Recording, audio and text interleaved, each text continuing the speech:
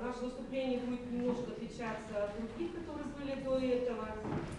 Мой студент продемонстрирует вам творческий проект, который был создан им в пределах фокуса информационной технологии. В этом творческом проекте он попытался реализовать свои знания веб-технологий, это как его увлечение, да, плюс знания, которые он получает, обучаясь по специальности технического обслуживания, ремонт автомобиля. Почему он выбрал этот проект? Добрый день. Я Чопов Дмитрий, студент нового курса Сахитарского политехнического техникума. Хочу представить вашему вниманию творческий проект на тему использования веб-технологий для визуализации контента на примере создания электронного учебника по предмету автомобиля. Мой лучший руководитель Петровская Ирина Александровна.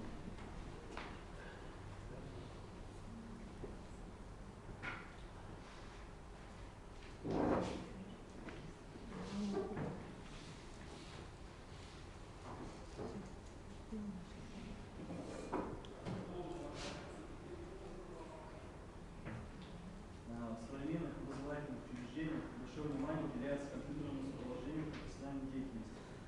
В этом процессе используются обучающие и тестирующие программы по различным дисциплинам образовательного процесса. Применение этих программных продуктов позволяет повысить не только интерес к будущей специальности, но и успеваемость по данной дисциплине. Они дают возможность каждому студенту, независимо от уровня подготовки, активно участвовать в процессе образования, индивидуализировать свой процесс обучения, осуществлять самоконтроль. Время идет, и программы быстро устаревают, и учебных материалов в полном предоставлении. В настоящее время в сфере образования наиболее актуальной становится разработка компьютерных программ, электронных учебников по различным дисциплинам.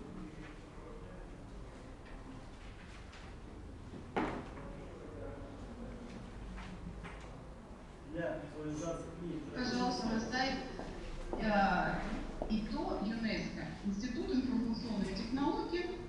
Для визуализации интерактивности представленной информации используется актуальность данного творческого проекта в том, что потребность в таком электронном учебнике, имеющем достаточно хороший визуальный и интерактивный контент, несомненно есть, а самих учебников подобных стилей либо совсем нет, либо механически крайне недостаточно.